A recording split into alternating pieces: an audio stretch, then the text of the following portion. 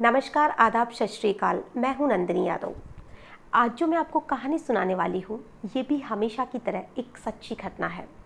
और ये घटना है उत्तर प्रदेश के अमरोहा में एक जगह पड़ती है, बावनखेड़ी। वहीं की ये सारी घटना है। और ये घटना ऐसी है जिसने कि उत्तर प्रदेश को ही क्या, पूरे देश को दहशत में ला दिया था। और इस घटना के बाद में अमरोहा और बावनखेड़ी में आज तक भी कोई भी व्यक्ति अपनी बेटी का नाम शबनम नहीं रखता है। तो आप खुद सोच सकते हैं कि ये घटना कितनी ज़्यादा खतरनाक होगी। इस घटना की शुरुआत वहीं के एक मुसलमान परिवार से होती है, जिसमें कि 7 लोग रहते थे। शबनम के पिताजी, उसकी माँ, उसके 2 भाई, भाभी और एक भतीजा। और साथ में ही उनके पास जो उनकी मौसी की लड़की थी, वो भी रहने आ गई थी। तो ऐसे कुल मिलाकर 8 लोग रहते थे। जो शबनम के पिताजी थे, वो एक स्कूल में टीचर थे। उसका भाई इंजीनियर था। और जो शबनम थी, वो डबल MA थी और स्कूल में ही इंग्लिश पढ़ाती थी। और कॉलेज में भी वो एक अच्छी खासी स्टूडेंट थी, पढ़ने में भी होशियार थी और बहुत ही दयावान टाइप की लड़की थी, जो कि उसके कॉलेज के बहुत से जो उसके साथ के स्टूडेंट थे, उन लोगों ने बताया था। और जो शबनम थी, उसकी भी ज़िंदगी अच्छी खासी चल रही थी। और जो उसका परिवार है, उनकी भी बहुत ही अच्छी खासी लाइफ चल रही थी। इज्जतदार परिवार था, पैसे वाला भी था, सब कुछ बहुत अच्छा था। लेकिन एक दिन जो शबनम होती है, उसके लाइफ में सलीम नाम के एक लड़के की एंट्री होती है, जो कि उसी के गांव का रहने वाला था। और जब उसके घर वालों को पता चलता है, तो उसके घर वाले इस रिश्ते के लिए साफ इनकार कर देते हैं, क्योंकि शबनम और सलीम में ज़मीन आसमान का फ़र्क था। जो सलीम था, वो एक गरीब परिवार से था और 5वीं तक पढ़ा हुआ था, जो कि उसके घर वालों को बिल्कुल पसंद नहीं था। और दूसरा, वो उसके गांव का भी था, तो दोनों में शादी भी नहीं हो सकती थी। तो जो उसके घर वाले थे, वो शबनम को भी यही बोलते हैं कि इस लड़के से दूरी बनाकर रखो, तुम दोनों की शादी हम किसी भी कीमत पर नहीं करेंगे। जो कि शबनम को बिल्कुल भी पसंद नहीं था। शबनम ने बहुत कोशिश की कि उसकी शादी सलीम के साथ हो जाए, लेकिन उसके घर वाले किसी भी कीमत पर इस रिश्ते के लिए राजी नहीं हुए। फिर एक दिन 14 अप्रैल 2008 की वो रात आती है, जिसने कि पूरे देश को हिलाकर रख दिया था और लोगों का रिश्तों पे से विश्वास तक उठा दिया था। उस रात को शबनम के जो सामने वाला घर है, उसी में से एक शख्स ने पुलिस को कॉल किया और कहा कि जो सामने वाला घर है, उसमें लगभग 7 लोगों की लाश पड़ी हुई है। थोड़ी ही देर के बाद में वहाँ पर पुलिस पहुँचती है। और जब पुलिस वहाँ पर पहुँचती है, तो देखती है कि 7 लोगों को कुल्हाड़ी से काट कर मारा गया है। और उस घर की इकलौती जो शबनम है, बस वही बची है। जो पुलिस थी, वो शबनम से पूछताछ की कोशिश करती है, लेकिन वो रोते हुए सिर्फ इतना ही बता पाती है कि कुछ चोर आए थे और उन लोगों ने कुल्हाड़ी से काटकर इन लोगों को मार दिया। अब पुलिस जब उससे ये पूछती है कि चोर आए कहाँ से थे, तो उसने कहा कि छत से आए थे, यानी कि छत के रास्ते से आए थे। बस वो इतना ही बता पाती है। और पुलिस वाले भी उसकी हालत को देखकर उसे ज़्यादा पूछताछ नहीं करते हैं। तो जब पुलिस थी, वो अपनी इन्वेस्टिगेशन में लग जाती है। और जब छत पर जाकर देखते हैं और जब आसपास में पुलिस चेक करती है, तो पुलिस को ये लगता है कि छत की ऊंचाई लगभग 14 फीट है और वहाँ पर ऐसी कोई भी चीज़ नहीं है जिससे कि पकड़कर इतनी ऊंची छत पर चढ़ा जा सके। अब कोई भी चोर होगा, वो साथ में सीढ़ी तो लाएगा नहीं कि उसे पकड़कर वो छत पर चढ़ जाए। वहाँ पर बस एक पाइप लगा हुआ था, जिससे कि जो बरसात का पानी है, वो नीचे आ सके। लेकिन जो पाइप था, वो पूरी तरह से बिल्कुल कमज़ोर था कि उसको पकड़कर छत पे चढ़ना बिल्कुल भी आसान काम नहीं था और ये हो भी नहीं सकता था, क्योंकि जब पुलिस ने उसे थोड़ा बहुत भी पकड़ के चढ़ने की कोशिश की, तो वो वैसे ही टूट गया था। तो पुलिस को जो शबनम की ये बात है, इसमें थोड़ी भी सच्चाई नहीं लगी।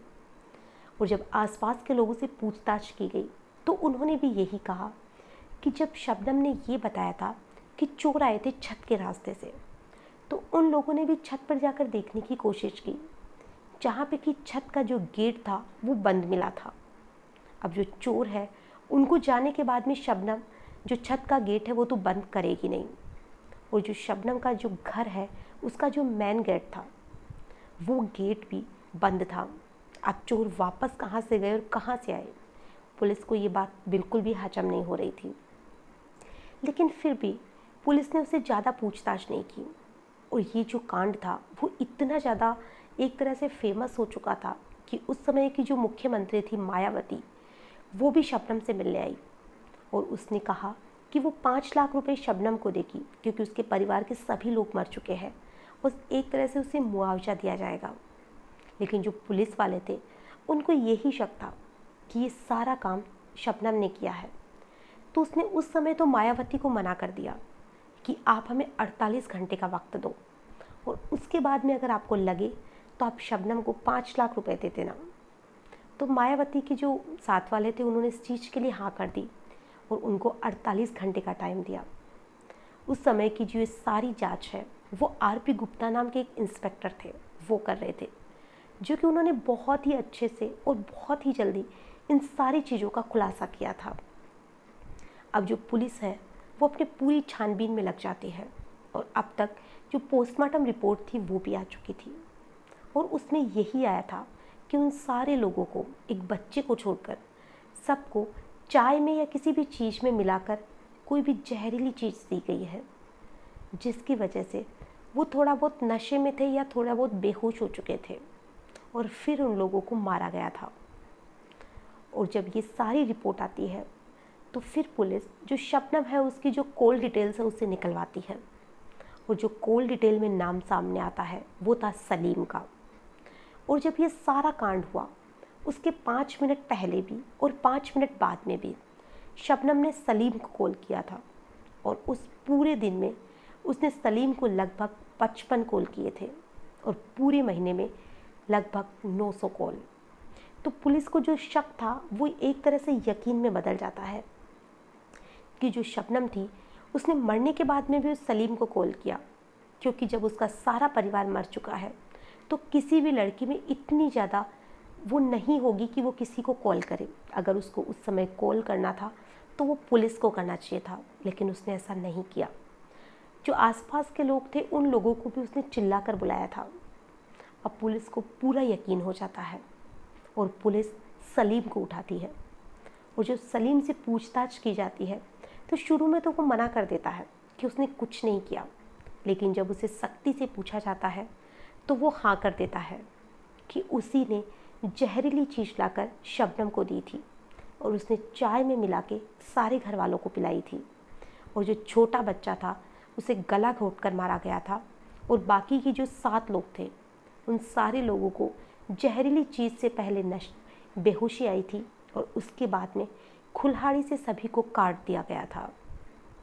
और जब ये सारा काम सलीम ने किया तो जो शबनम थी वो भी उस समय वहीं पर ये सब देख रही थी।